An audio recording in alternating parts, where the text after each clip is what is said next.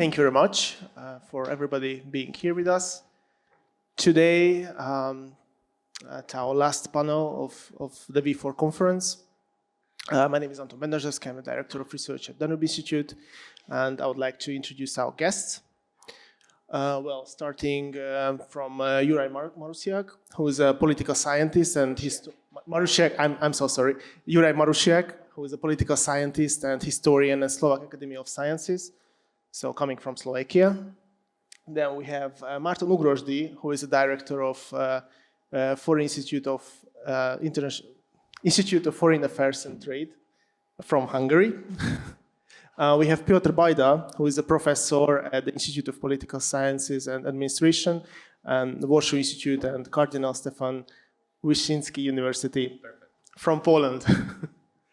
And we have here Iri Lach, professor at Department of Politics and European Studies, Palacký University Olomouc from Czech Republic. So all the four V4 countries are represented here. In this very panel, we will talk about the future of the Visegrád group. And I cannot start with another question, but if there is a future for the V4, because in the recent days, weeks, there are a lot of publications with a critique of mostly Hungary, the critique about the common future, the critique about the stance, about not being united in regards to Russia. So the V4 countries have maybe, in a way, different approach to the war going on in Ukraine. And I'm quite optimistic for the future of the V4 group, but I'm not I'm not a speaker here. So I'd like to hear your opinion. How do you perceive all these critics, and what do you think about the future of the V4 based on the current crisis, what we have right now? So maybe starting with Juraj. Mm-hmm. Dear ladies and gentlemen, firstly I would like to express my thanks for the invitation. So your question is really very broad, and we can talk about it not just one panel, but even a longer time, one day.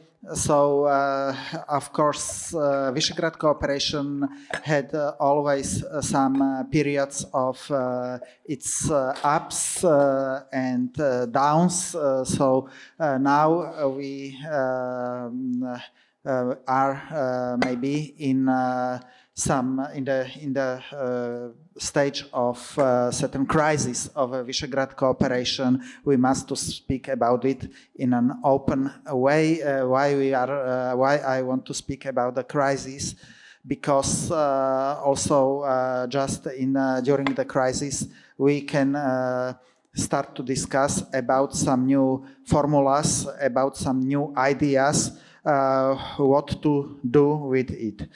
Both in my country and in Czech Republic, there are the voices calling for the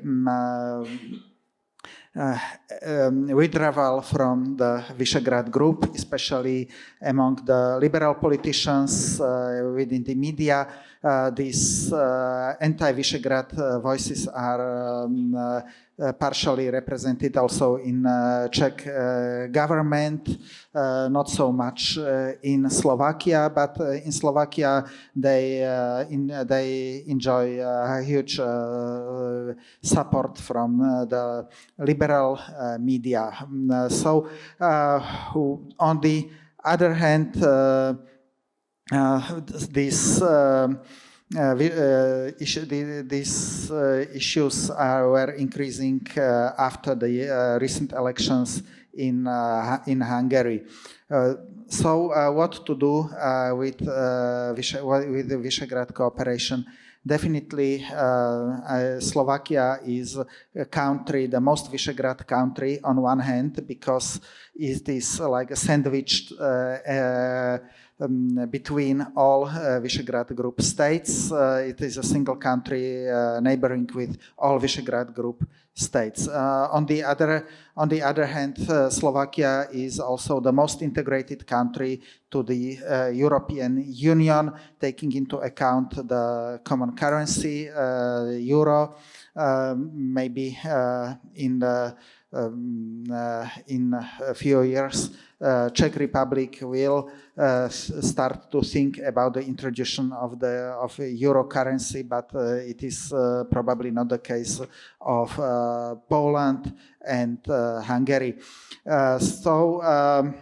The Ukrainian crisis has already, and it will have, an impact on the future of Visegrád cooperation, because it is also about the trust among the partners, among the Visegrád partners.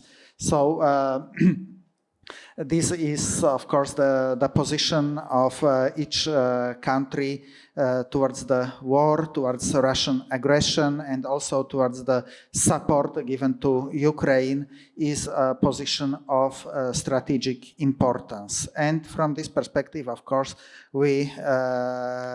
each country will see another partner, because this is not just the conflict between Russia and Ukraine. Taking into account Russia's ultimatums addressed both to United States and NATO, this is more than just Russian aggression towards Ukraine, and already all EU member states are listed as enemies of Russian Federation. So if we are no more in the Cold War, although we are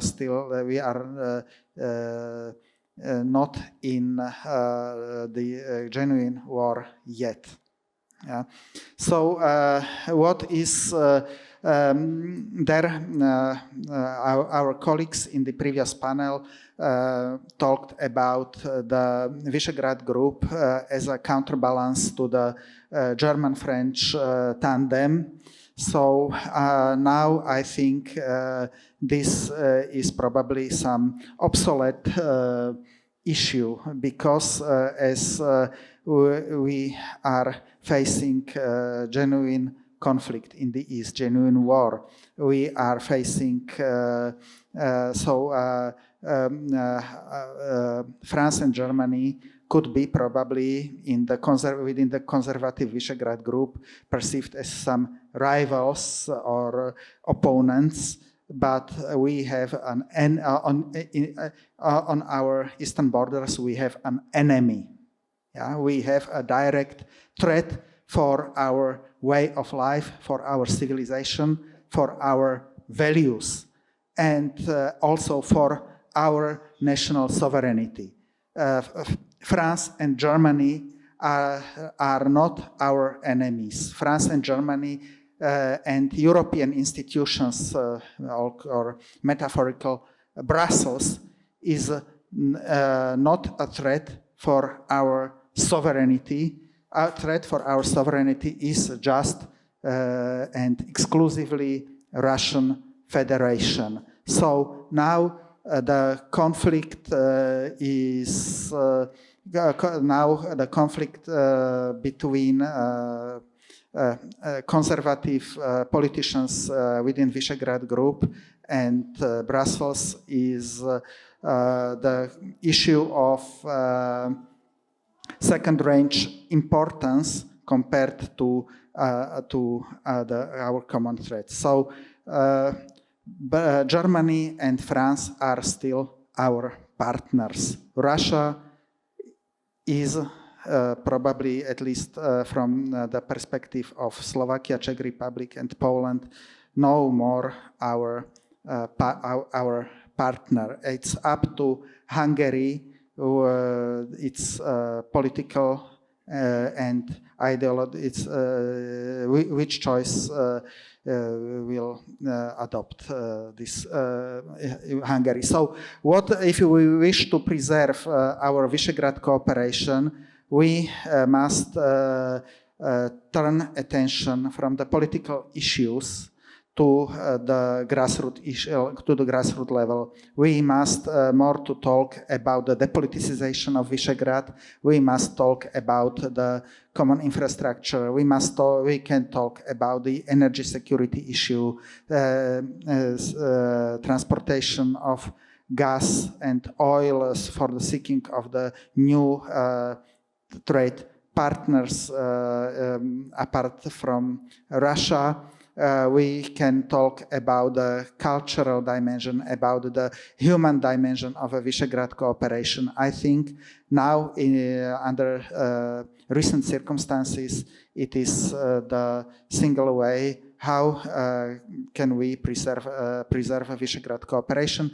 And from the strategic perspective, from the long-term perspective, of course, we will always be the neighbors.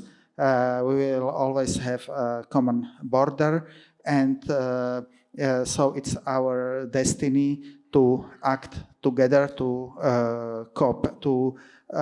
cooperate. And there was no peace in Central Europe when there was no cooperation between Central European countries.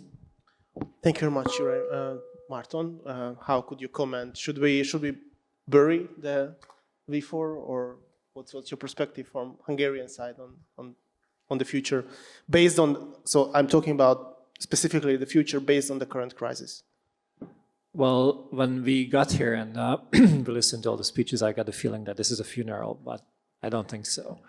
There are so many junctions in this question. I would like to focus only on the three aspects of the cooperation. First of all, I think if we think about the V4 as an exclusive club, like a marriage of the four countries, we're cheating ourselves. The V4 is not even an open marriage. It's a utilitarian cooperation between these four countries, advancing the interests where we have common interests. And there is a reason that the V4 was not institutionalized more throughout these 30 years. And there is the reason that we agreed to disagree on many issues. Russia was one of them. For example, even in the previous years, there was an understanding that the threat perception of the V4 countries are different. When it comes to Russia, unfortunately for the V4, this became the driving question of the day for the last 40-something days, and will remain so as long as the war is ongoing. But when the war will recede and there will be some kind of a solution to the conflict in Ukraine, the importance of Russia will also recede to some extent. It's not going to disappear for sure. And I think how we view Eastern European and Central European security will be changed forever. But if this will be not the central existential issue, especially for Poland, then it might be possible to reinvigorate and restart the other parts of the cooperation as well. So I think it's too early to announce the V4 dead for the moment. The second point I would like to make is how the structural environment has not changed when it comes to the V4 as a regional format. Our economy is still deeply integrated into especially German value chains, and the Germans are doing their best not to get us higher on their value chains, so the real high value added activities will take place in Germany and not in Central Europe. All of these countries have the feeling that we are secondary EU member states. Think about the Posted Workers Directive. Think about how our interests are being taken into account in the green transition process, the Fit for 55, and all these initiatives, which are completely disregarding the reality on the ground in Central Europe. You can say to the Polish government that coal is bad and you have to phase it out. But for them, this is a question of tens of thousands of miners from Silesia marching on Warsaw, demanding the resignation of the government.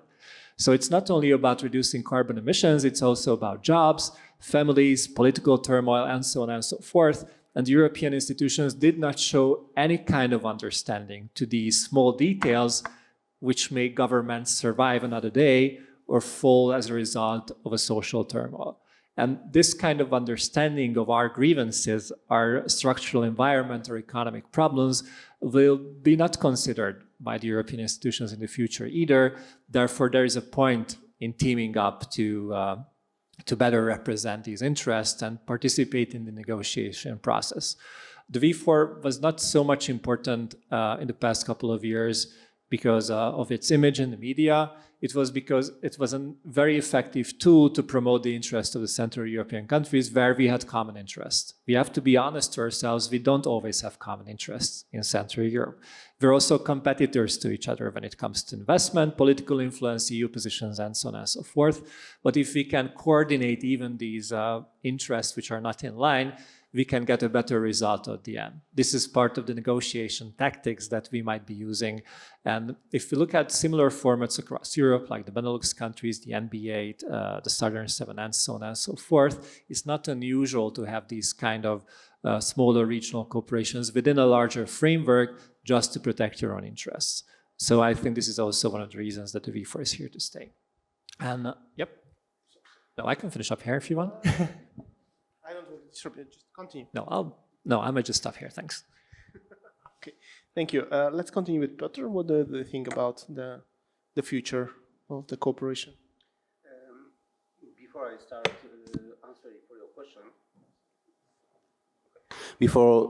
start answering for your question, first, thanks for invitation, and let me congratulate the book.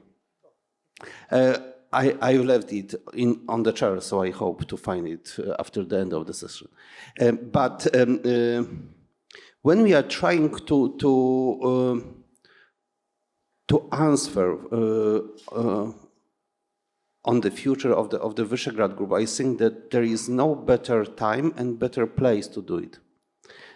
Of course, I am sharing optimistic view what you presented just before, because it's neither the first time and nor the last one when the Visegrád group collapsing was announced. So it will survive, definitely. But because of Russian aggression against Ukraine, nothing will be the same after the end of the war. And it doesn't matter what will be the final result of it. I think that it is why, of course, we face some threat on the future of Visegrád group, but also is a challenge for us, because what I liked when you said during the first session that Visegrád group is quite a good brand. I think that it will be possible to use this brand to take a few steps forward, especially what we are able to do after the war, especially as a solid coalition of Central European states interested in process of Europeization of Ukraine. It could be our mission. And of course, I think we'll be able to discuss it later. But now let me conclude in this way, that it was very important what Visegrád group did for Slovakia after mature area, after 1989. And we have good tools and good practice, and it will be possible to repeat.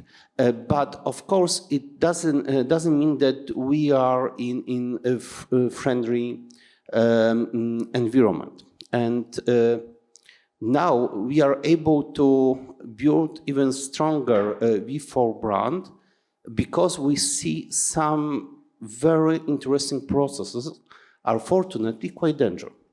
First of all, of course, is now we are facing the full destroying of security architecture. But at the same time, it's also the example of weakness of our Western partner. For example, what Jura mentions, Germany. It's difficult to say that Germany today is a moral power, what was presented before. And of course, why I link it with Visegrád group, because I remember one book of Peter Esterházy, who complained that at the beginning of the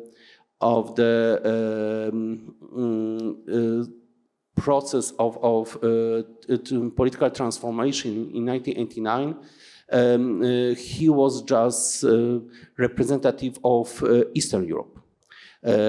When we built the Visegrádi group, he was representative of Central Europe. After the accession to European Union, he was new Europeans.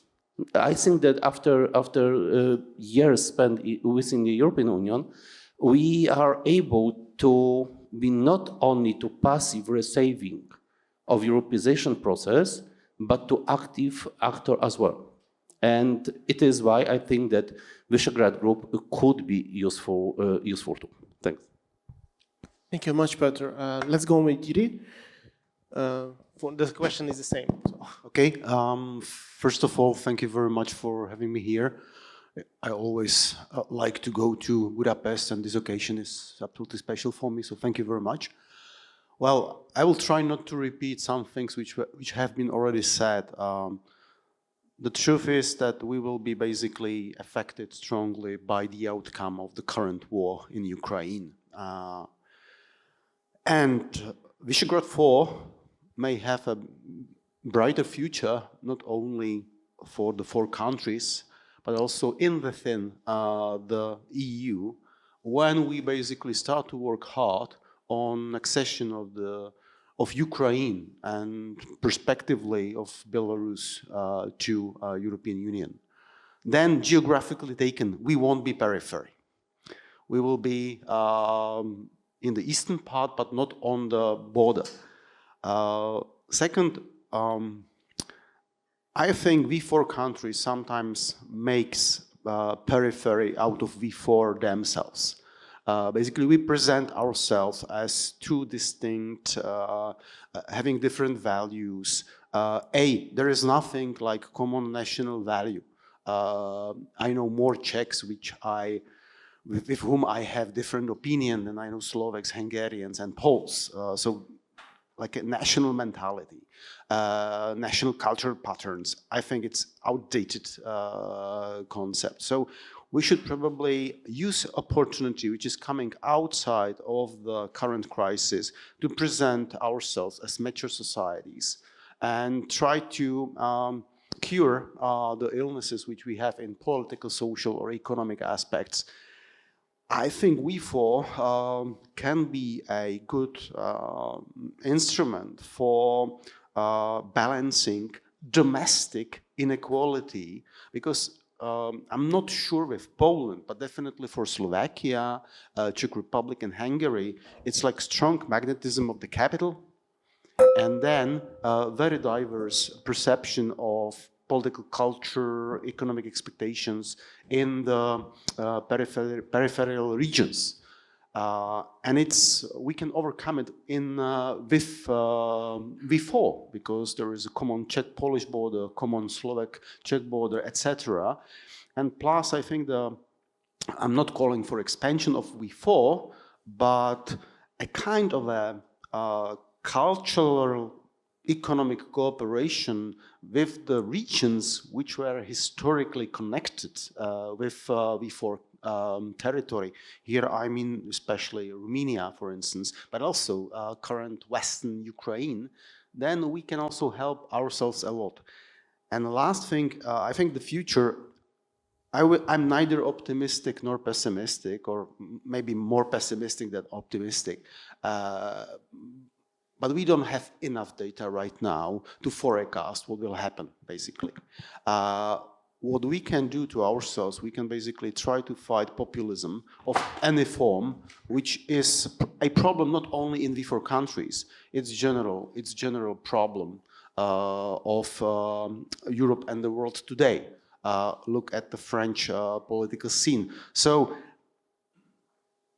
I think it will pretty much depend on the composition of the governmental coalitions in V4 countries, how the future of V4 will look like. Thank you very much. So if the V4 survives, and partly you already mentioned these topics, but what could be the main cooperation areas in the future? What could probably dominate the V4 politics among the countries, between the countries? We can start here, yes. Okay, so sorry for, I just want to say one thing. I think what is most visible is functional infrastructure. And I don't mean it only like highways or railway connections. Generally, easier connection of people in between the V4 countries. And once we manage, as V4, to expand it, the train is nice, but still too slow. There are some roads which are supposed to be built.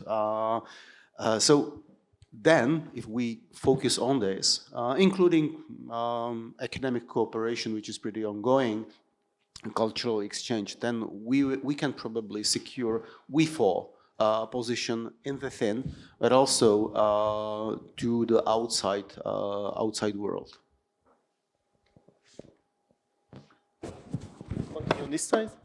I can go up next. I'm stealing this idea, so it's not completely mine, but I wouldn't like to attribute it to the author. One of the structural problems we have is that the EU is still a hub and spoke system instead of a matrix/canvas of cooperation. So everything we do is either through Brussels or through the economic centers of mostly Germany, but also other old member states, if you wish. We're not trading with each other as much as we should. Of course, there are some examples. I've been buying many baby stuff recently because of the kids, and most of that was produced in Poland. The cheese I buy in the German retail shops are usually produced in Poland or in the Czech Republic. So even if we trade with each other, it's not direct trade, but through intermediaries who are obviously making a profit on that, but this is how business is organized, so I'm not blaming them for it. The point is rather that we should recognize the business opportunities in each other's countries, and that way we could also be a bit more diversified when it comes to our economies. And I know in the case of Slovakia, a significant part of our exports is in the German car industry, just as in the case of Hungary. So if Germany fails to sell enough cars in China, you are in trouble and we are in trouble, and all the supply chains, which are not only the exact cars, but the seats and the gearboxes and the window shields and all these kind of things are suffering, and we are losing many, many jobs, even without being directly part of the conflict. So in that sense, I think if we could foster regional cooperation in the economic field as well, which is on the top of building infrastructure, to be very honest, because if you want to trade, you need roads, you need railroads, you need direct connections to each other, and we're not far out, to be honest. If you want to drive to Prague, it's 5 hours. If you drive it in a truck, it might be 7, but it's still not the end of the world. So I think we should recognize these opportunities, and by that I'm not saying that we should disregard the fact that in many economic fields we're competitors to each other. But we should find those opportunities where we can complement each other's strength. And obviously Poland is a bigger market with 40 million people and counting, as you have more and more Ukrainian refugees arriving. And we all have our own problems. But in that regard, if we could maybe pay more attention, including state subsidies and business promotion projects, to engage each other more closely in the economic field, that could be a great way forward, on the top of the usual things like people-to-people contacts, cultural exchange, higher education exchange programs, and so on and so forth, because we haven't been following the money that much so far. So infrastructure, economy, so far, what we have mostly on the cooperation table, right? So maybe, Piotr, you could add some more. First of all, I agree with Professor Lach that infrastructure and kind of make our communication easier is something crucial. But I see Visegrád Group as a political added value in another level. So first of all, thanks to this 30 years of cooperation, we built quite trusted club. And what is this added value? That we are not going to surprise each other, especially on European Forum. And this model of cooperation, thanks to this format Visegrád plus someone, it's quite visible, and it it built this good brand, what you mentioned during the first session. So I would like to add this political cooperation as one of the important factors. But what I would like to mention on the base of one of the speak of Polish Vice Minister for Foreign Affairs. It was during one of the conference, Mr. Szynkowski said that Polish foreign policy is built on the triangle, and Visegrad Group is our main tool for political cooperation. Bucharest 9 is a main tool for security issues. But a Free Seas initiative is a main tool for economic cooperation. And it is why I would like to link this Free Seas initiative with this discussion on infrastructure, on communication, etc. Because just one example. There is almost the same distance between Warsaw and Bucharest and Warsaw and Paris.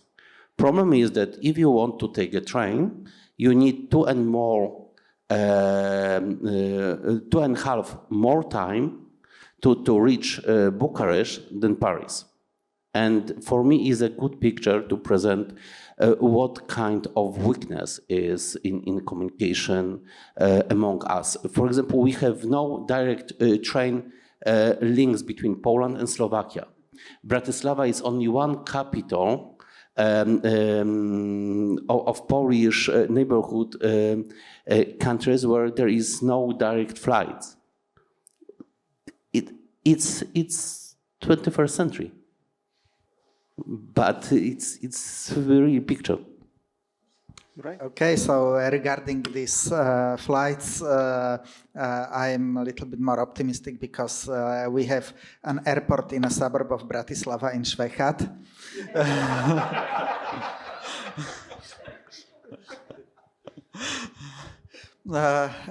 Okay, so really, but we must to identify our strengths and weaknesses of Visegrad cooperation. So why Visegrad cooperation became relatively strong and relatively prestigious?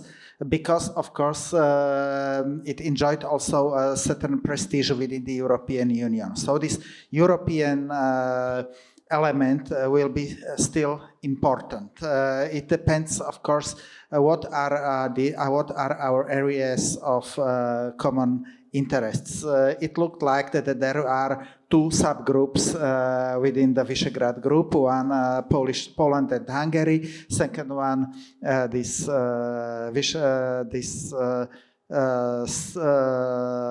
Visegrad group small, like Slovakia and Czech Republic.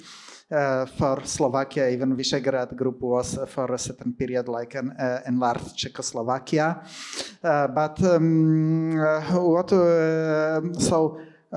Firstly, of course, in European affairs. But however, of course, depending on concrete issues, definitely probably it will be not useful to act always together, especially now in the context of war, of Russian aggression against Ukraine.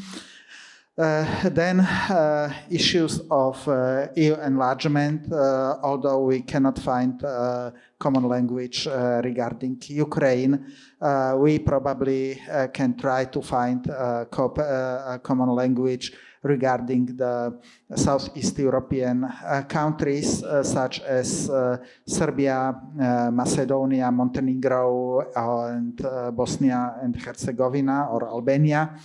these countries are the future EU members. We must be aware that there is not only war in Ukraine, but there are potential security threats also in Western Balkans. They are also closely connected with the wider conflict between Russia and the Western Balkan is going to be area of geopolitical competition. And probably our common interest is to prevent the conflicts in this area. Our common interest is to Europeanize this area.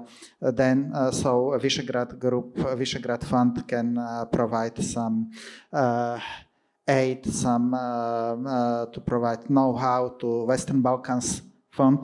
This is the European level of cooperation.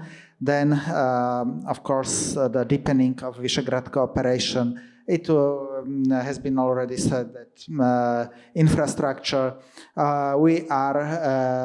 I found several times on the internet some beautiful map of the future high-speed railway between Budapest, Prague, Bratislava, Warsaw, and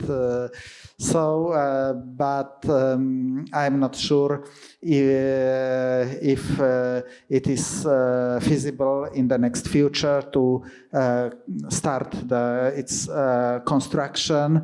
However, of course, it must be our flagship priority.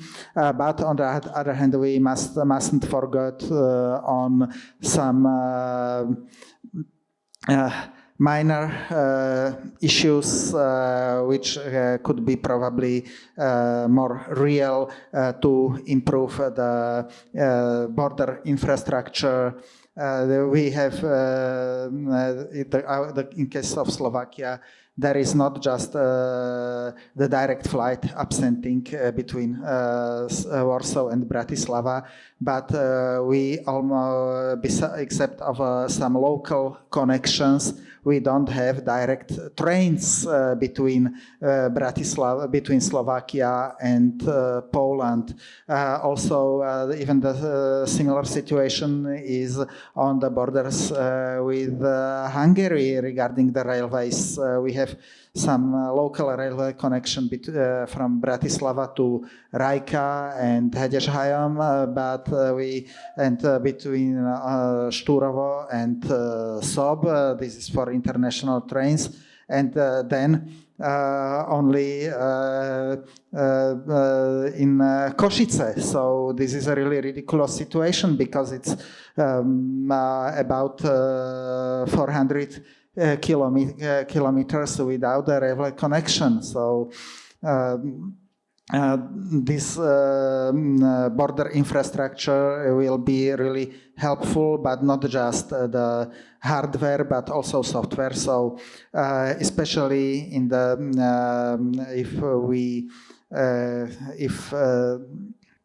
in these cases of disagreement, we must increase our communication on the experts levels, communication on the lower levels of state administration, and also people-to-people exchange. So we must rethink the current work of International Visegrád Fund in order to improve the mobility between Visegrád Group countries, academic exchange on the level of municipalities, and finally, last but not least, what is the missing dimension of Visegrád cooperation? It's cooperation in the area of common of economy. But I really agree with Piotr that the 3Cs initiative will be here maybe more helpful framework, although Slovakia was not so much involved in Three Seas initiative before.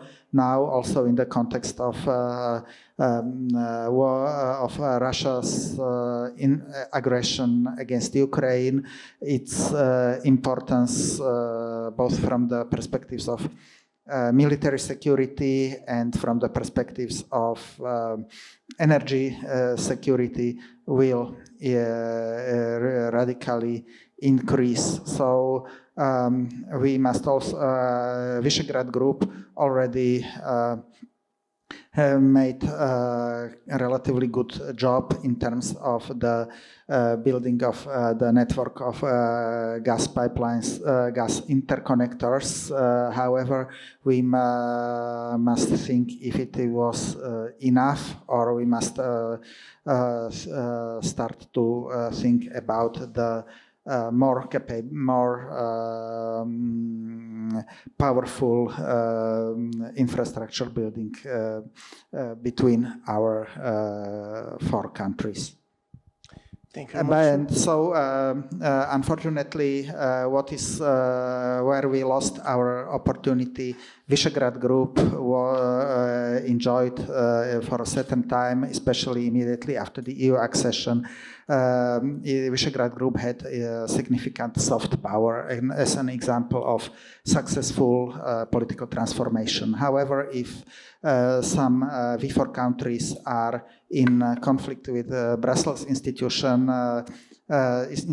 and with all EU members, its soft power is under consideration because the decision about the deepening of relations between European Union and such countries as Ukraine, Belarus, Southeastern European countries will be adopted on the EU level and not on the level of Visegrád Group states. So speaking about to be like a counterbalance or even enemy with Brussels or Berlin or Paris, it's really against our own interests to be deeply involved into the European decision-making process. Before going on, maybe anybody want to reflect on? I think there is one dimension we didn't emphasize enough, and I know it will sound rude what I say now, but we can be probably a template for the rest of the EU and the world in de-Russification. Part of the game is that Russia did the aggression against Ukraine, being aware that Western Europe and United States are very much tied with Russian resources. The worst example could be Gerhard Schröder. Basically, this is an openly paid person in German and European politics from the Russian resources. It has dimension of security. It has dimension of, let's say, political correctness in the positive meaning of the sense. And I think Poland is doing very well in this sense. Czechs woke up finally, and maybe we will get rid of the president soon who is openly pro-Russian, despite the statement he said last month. We've got rid of the prime minister who stored his son in Crimea after 2014. So I think from the security point of view, we should be a flagship of de-Russification, which does not mean that we should refuse the Russians which are suffering in Russia. All capitals of V4 have quite big communities of the Russians who are thinking in a very different way than Vladimir Putin. But this is, in my view, quite important dimension.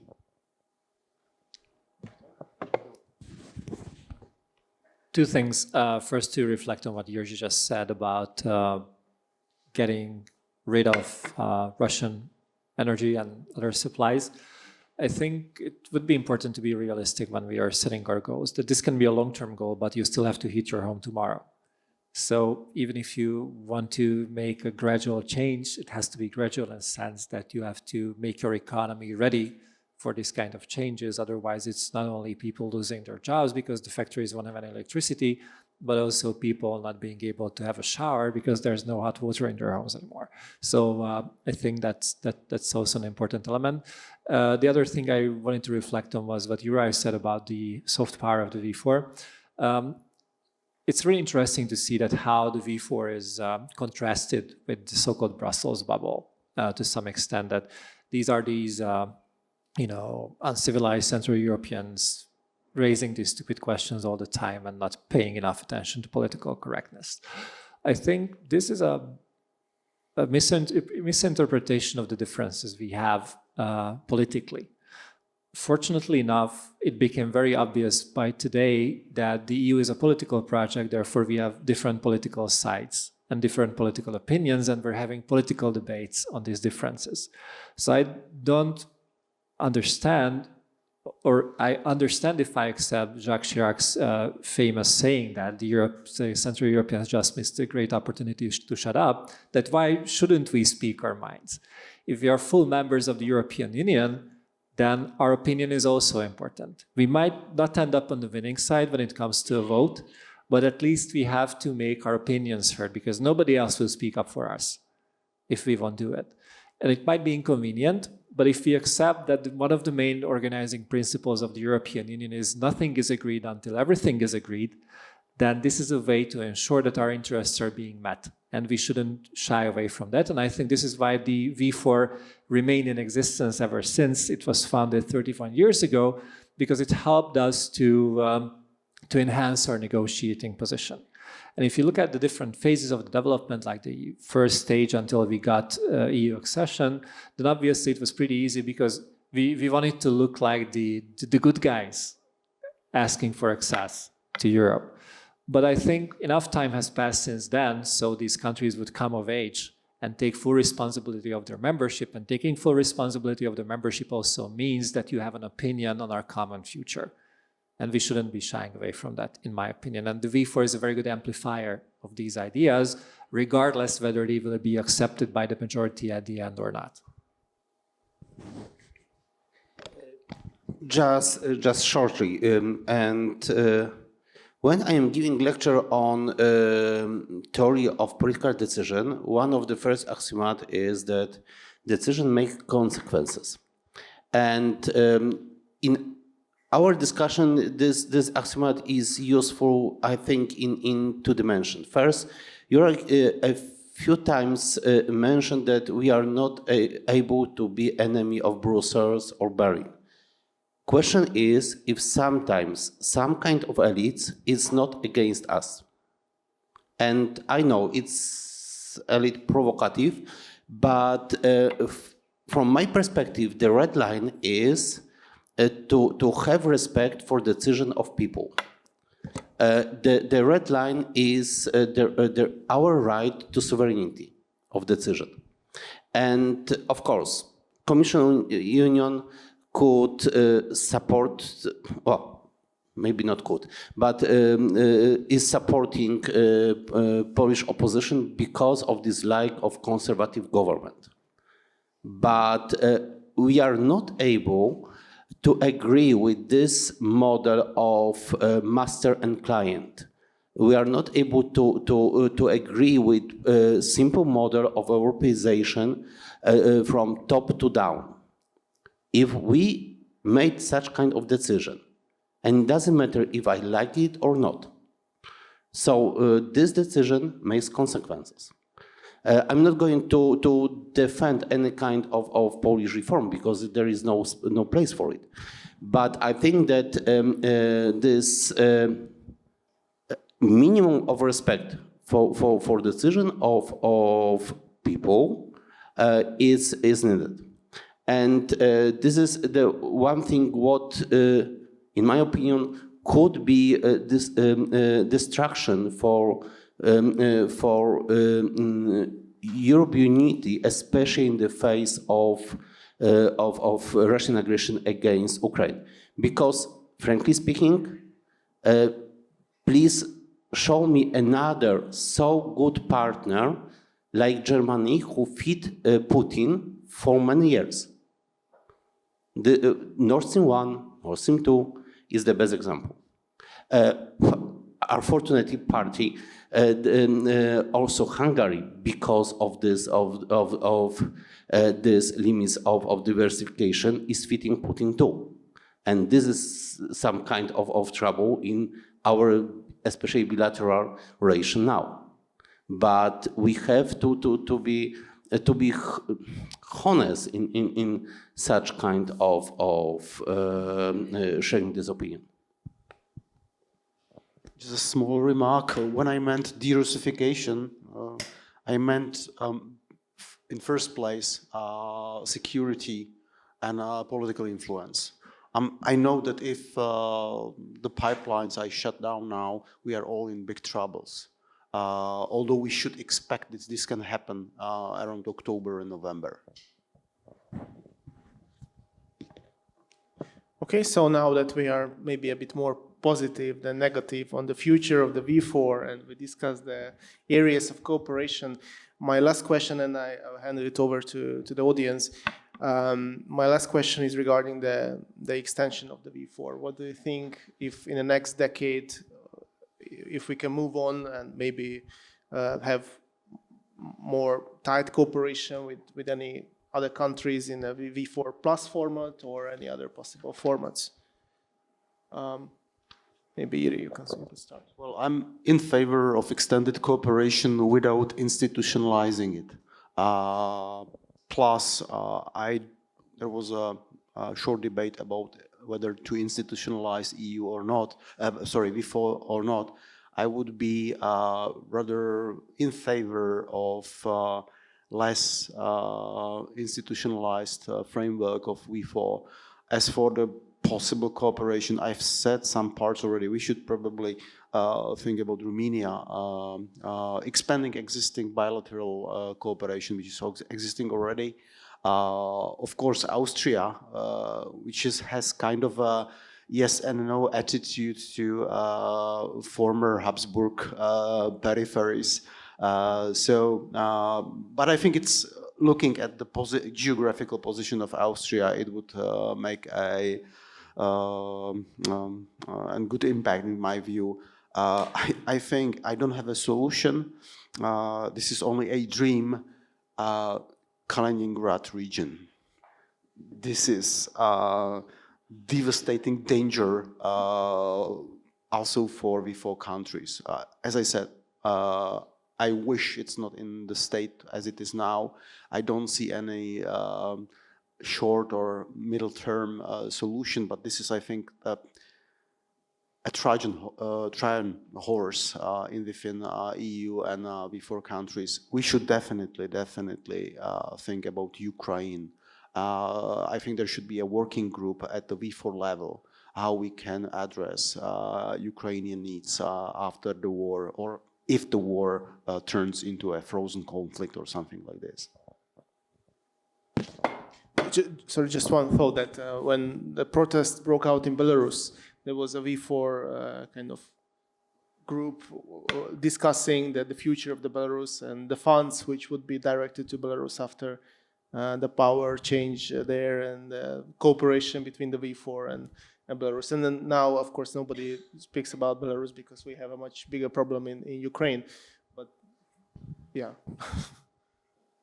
So regarding the enlargement, V4 enlargement, I think it's like a chocolate box, and each V4 member has very different priorities. Maybe Czechs and in some extent Slovaks or Hungarians have some unfulfilled dreams how to attract Austria to Visegrádi group, and other dreams were about Slovenia, okay. However,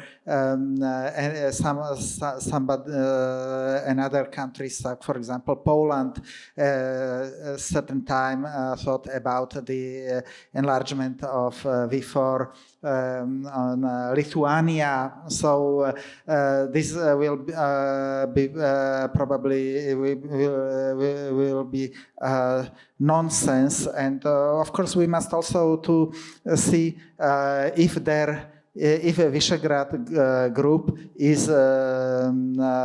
so much attractive for respective partners.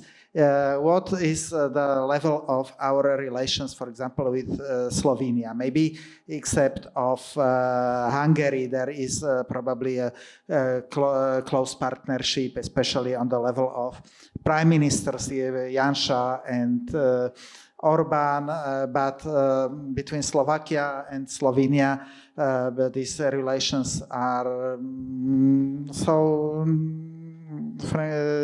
frankly speaking, not very intensive, and there is no, we can only hardly find some area of cooperation. Regarding Poland, I think the situation is more or less the same. So, firstly, I think the most effective will be V4 Plus format, allowing flexible cooperation with anyone who is willing to cooperate with us and who is ready to cooperate with us, and able to cooperate with us. In some cases, it could be Austria. In some cases, it could be probably Romania, Bulgaria, Serbia, maybe. Of course, Ukraine is, I think, our problem number one. I agree with our Czech colleague, Jiří. I agree with Jiří. This is the problem number one, not only because of the current war, because of refugee crisis, but also because of the purposes of post-war reconstruction of Ukraine. There is also a huge space for our business expansion and also for an export of our know-how. We must be aware that after the war, in the center of economic development, economic development will be moved from the eastern areas of Ukraine, such cities as almost completely destroyed Donbass and Kharkiv, more to the central and western parts of Ukraine. Also, the demographic situation shows the demographic development of Ukraine during the last 3 decades show that the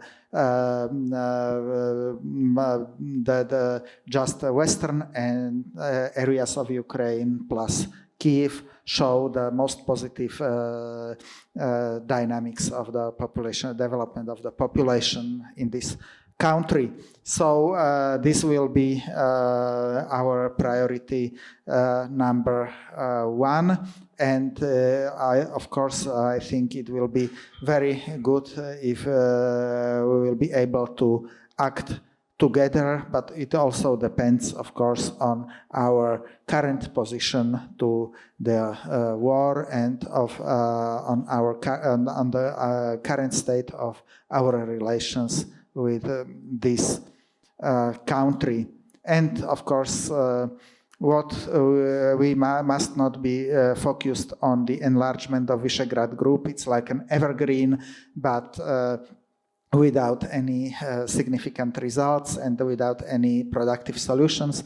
But I think we must rather work on the strengthening of internal cohesion of Visegrád Group to work on not only on our communication, both in communication infrastructure and people-to-people contacts, but also to work on our common Visegrád group identity. We know only very few about each other, so maybe the mutual knowledge of our history is bigger between Czechs and Slovaks, but it is not because of Visegrád group, but because of the heritage of a common state, of common Czechoslovakia.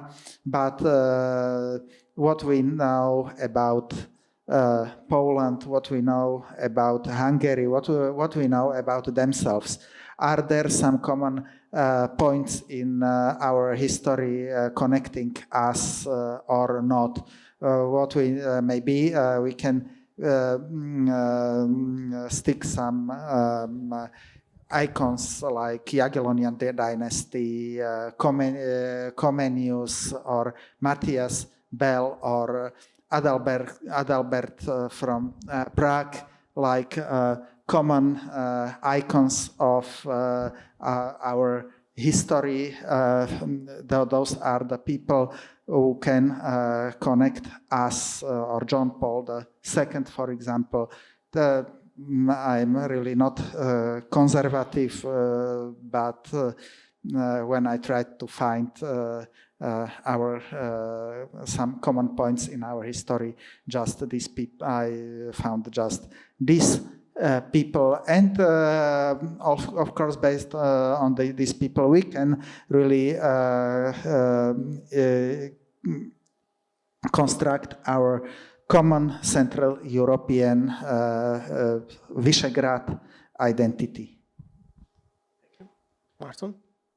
Please forgive me, I'm going to insult two people in the same comment. First of all, Ambassador Hovary, I'm totally for the deeper cooperation between the V4 and Central Asia. If we're talking about the enlargement of the V4, because at least there we have some relevant experience to pass on. And I'm not trying to make fun out of this, but these V4 plus formats have been working very effectively without the formal enlargement of the format. And the second, I have to apologize from you, Anton, but this is a stupid question. And I'm saying that because this question which always comes up is about, enlarging an entity which is not institutionalized. So per definition, you cannot enlarge it because it doesn't exist on paper. It's out there, but you will never find a statute, standing order, a secretariat, anything which you could enlarge to other countries. Whether other leaders will be invited to the meetings of the V4 Prime Minister, of course they are invited via V4 plus Central Asia, V4 plus Japan, V4 plus UK, you name it. Wherever we need some outside input, there's a possibility to include them. And even if you wanted to have some kind of a formal cooperation, it would be impossible because we don't have the paperwork for that. And the second question related to that is that why we would include other countries, what that would bring to the table. And I think that also comes, and sorry again, from the misunderstanding of what the V4 is, because it's not an end by itself, it's a mean how we achieve the end. So it's like asking the question whether the knife should be bigger. Well, depends on how you're using the knife. If you're cutting, whatever, onions, then obviously it doesn't have to be so big. If you want to kill a bear, obviously you need a bigger knife. So that's not an answer to the question, but rather a counter question to the question. So what is the mean? What is the aim? That's what we're trying to figure out. You try to avoid somehow that. No, I think the mean, the end is to have an amplifier how we can better represent our national interests in different forums. Vis-a-vis the UK, when there's a V4 plus UK meeting, within the European Union, when the V4 prime ministers are coordinating before each and every European Council meeting, and so on and so forth. I mean, obviously, we're not going to agree on where the next Korean battery factory should be located, because all the 4 countries would like to have those jobs. But if we do have a common interest, like slowing the green transition, for example, might be one of those, just to name something out of the blue, there is an added value to the cooperation. But what is the added value is something that the prime ministers have to find out all the time they meet. And to be honest, this is the reason they meet so often, to figure out that how they can work together. I have tough task just because we are before lunch. But at the same time, I have 2 dreams. One, that Russia will defeat in Ukraine, and because of it, aftermath trouble in Kiev, the Kaliningrad circle will be demilitarized. So I hope maybe partly it will be true. And I like very much new Czech Minister of Defense, Ms. Jana Czarnochova, who during her visit in Bratislava said that she sees a chance to give a membership of Ukraine in Visegrád group, just because to give in Kiev the chance to be presented permanently on European forum. And of course, it was just declaration, and probably it's unrealistic. But I think what I said at the beginning of our panel, nothing will be the same after the war. And I think that this is the great opportunity for Visegrád Group to show this positive face of our region. For example, to build permanent format of V4 plus Ukraine. And I think that our experience how to receive accession to European Union will be very useful for Kiev. We are able to build some kind of group of friends of Ukraine on European level around Visegrád Group, what I would like to underline again. And what is not without importance, I think that success of Ukraine will give a chance to open doors for Western Balkans, because we tried to be advocate of Western Balkans for many years, but now such kind of accession was closed last decision. So I think that we have a great opportunity how to use this time after the war, and I hope we'll do it. Thanks. We started 5 minutes later, so we still have time for 2-3 questions before the lunch. Please, Melissa.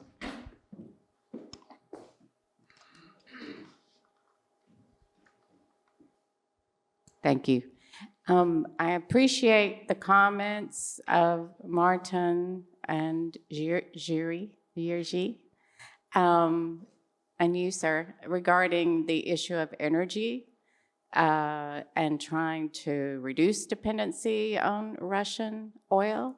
But what is usually not mentioned is it's not just the oil coming into individual countries, it's also the distribution network intra-country. And for example, Austria next door has 80% of their energy from Russia, and Russian energy entities like Gazprom are partial owners of the storage tanks. At least here in Hungary, the government has moved in recent years to see that the storage tanks are owned by the Hungarians. But so there's many steps that will have to be taken to reduce the dependency. And Germany has definitely been a bad actor in this, and is greatly responsible for a lot of that $1 billion a day that goes directly into Putin's Russia. We didn't get here overnight, and we're not going to get out of it overnight. Thank you. Would you like to react on that, or should we collect? Yeah, should we? Let's collect 2 more questions. The gentleman here.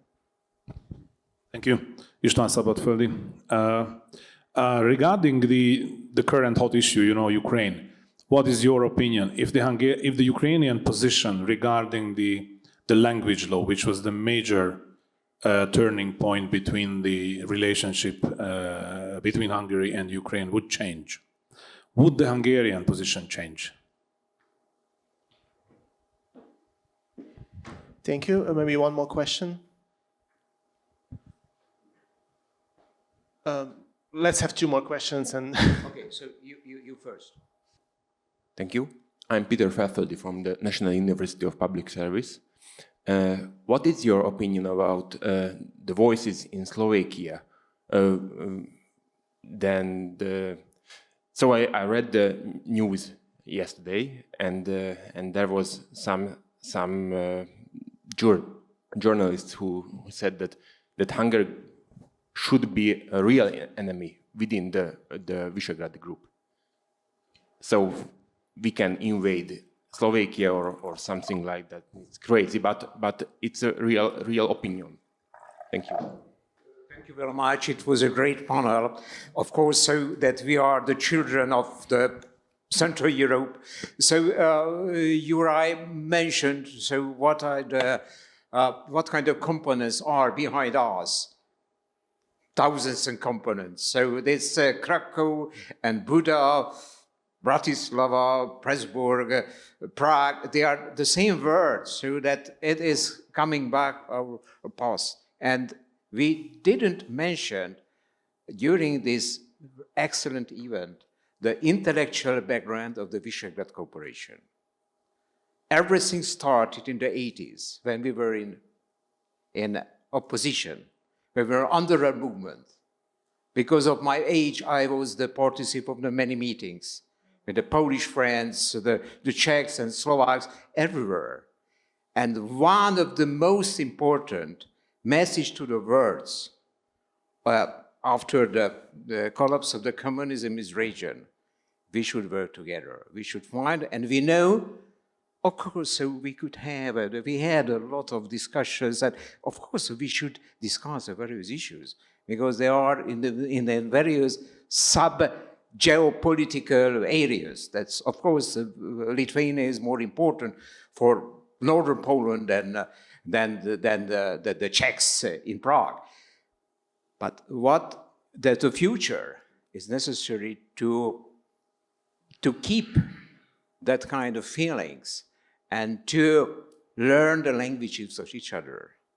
My dream and my generation dream to create a Visegrád University. I think that it is the most important in the future to create a Visegrád University, small university with MA students, and to bring together the Poles, the Czechs, the Slovaks, and the Hungarians, and others who are interested in. And if they are studying, they are living together at the university with the international staff, they could understand many essential issues. They create a friendship, they create a new kind of cooperation, and they are the guarantee for the Visegrád cooperation in the future, in the decades to come. Thank you very much.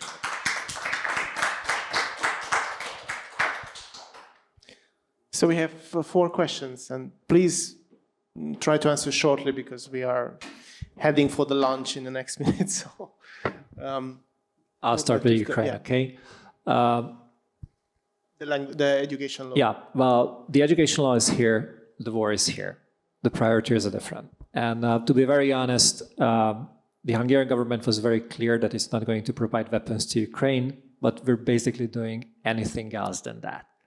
Receiving refugees, providing humanitarian aid, voting on EU sanctions, taking part in the resilience efforts of NATO on the eastern flank, buying more military equipment, and so on and so forth.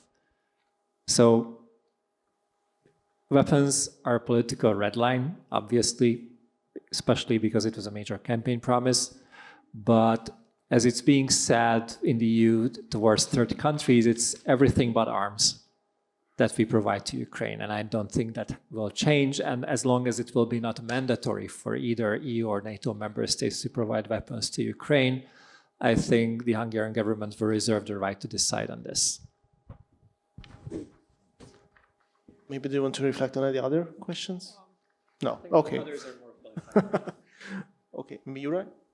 Okay, so there was a very interesting question or a big more comment regarding the energy dependence. Of course, we cannot switch the energy supplies from Russia immediately, and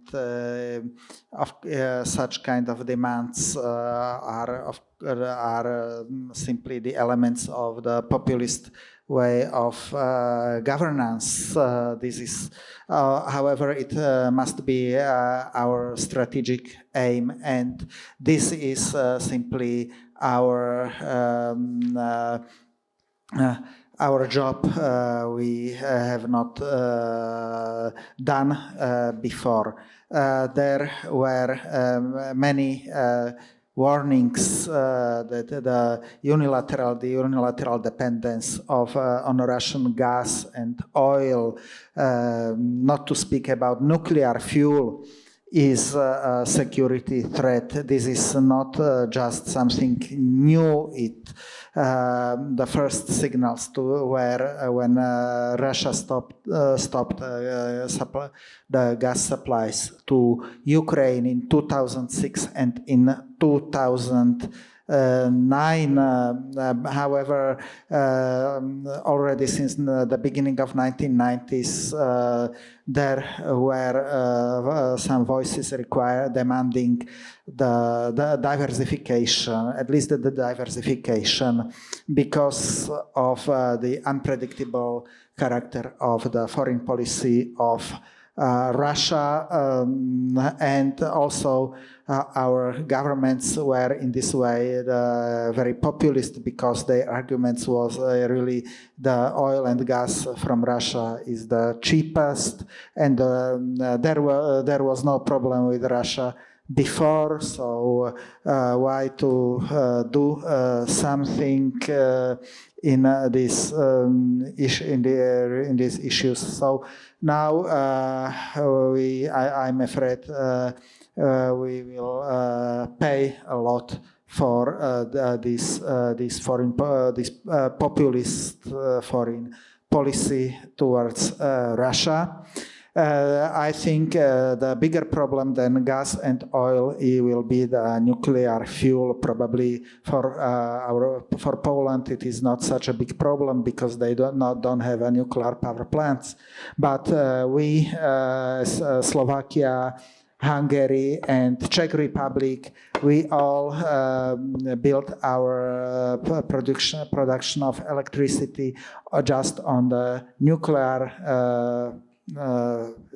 fuel, and this will be the replacement of Russian nuclear fuel will be really a major challenge for our energy policy in the future. So then issue about a Visegrád University. I don't want to be nasty, but there is already a Central European university. Yes, so unfortunately it is not no more placed in Budapest. It was in Prague. Initially, the first intentions were to place it in Bratislava.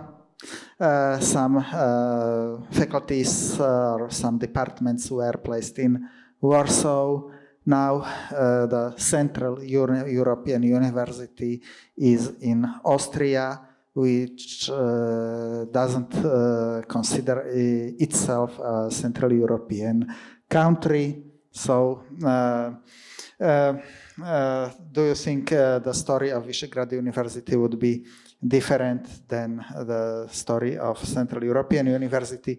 And regarding the issue of Hungary as an enemy, this is of course maybe an article written by some certain journalists. So, however, of course, the Hungarian policy towards Ukraine, and this prioritization of minority issues in the Hungarian foreign policy under the label of the so-called national policy was always, maybe with the exception of last 10 years, perceived in Slovakia as a non-friendly policy of our neighboring state. And of course,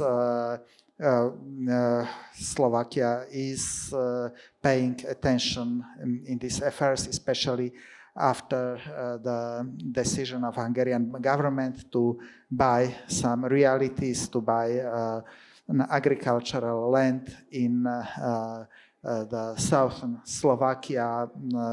People must be aware that the old conflicts are unfortunately not over. It's not the matter of the past only. I'm very sad to say it, but I think it doesn't contribute to the functioning of the Visegrád group. It will have rather not only negative but even destructive consequences. Well, let's hope that the V4 platform is also good for discussing such problems between the countries. But could you also just shortly, quickly, because we don't have much time. I will be very short, reacting to Mrs. O'Sullivan's comment. We may be in the situation I expect in October or November when Russia shuts down the pipelines. So as we should work hardly on crisis scenario, how to keep at least gas for heating. And I don't think I exaggerate much. As for the Central European University, or Visegrád University, I would be very much in favor. I'm a graduate from the Central European University, Prague College, so it's not so controversial here. But I have never learned so much about V4 countries and the broader neighborhood as I did at this institution. So we should bear in mind that universities usually remain the last resort of freedom in all times since the medieval era. So I would be very much happy if we bring back CEU here, or we establish Visegrád University. I even like the location over the Danube River in the castle. So this could be a future cooperation of V4 to work on the common university. Shortly, we have no Visegrád University, but we have Visegrád Master Program, built on the base of agreement of 4 universities, among them Jagiellonian University and Bańska Bystrzyca. I know about Brno University. I don't know who is involved in Hungary, but of course, it should be more popular. And I think that in place of Visegrád University, it would be enough to make better cooperation among our universities. To use program what we have. It means Erasmus, CEPUS, even Visegrád Fund Scholarship Program. And I think it would be fine.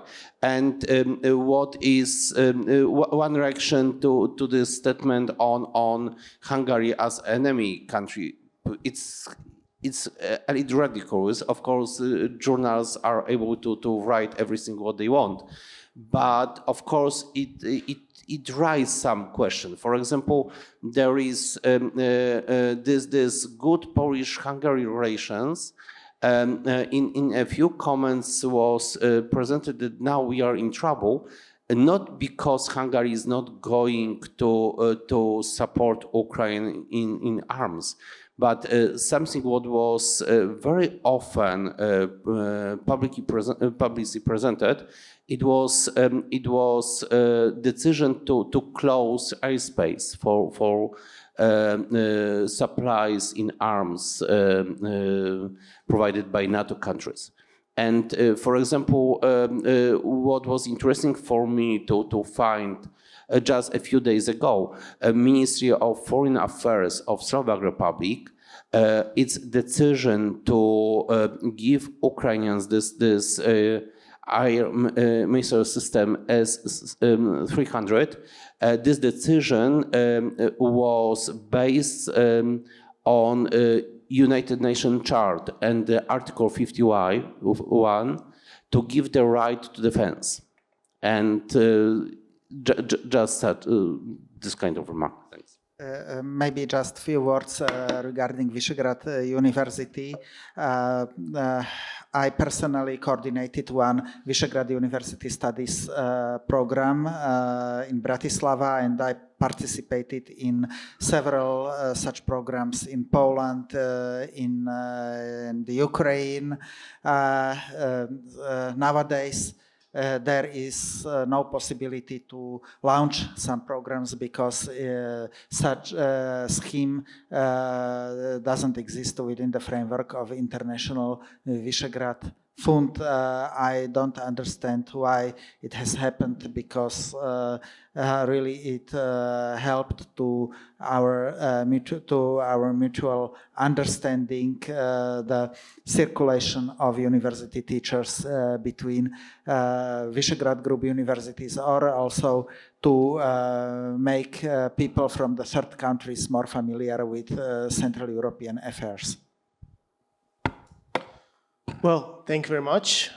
Here we should close the panel because we are really out of time. I would like to thank for our speakers for being here, and I hope you enjoyed the discussion. I would like to thank our participants and everybody who came here for this conference today.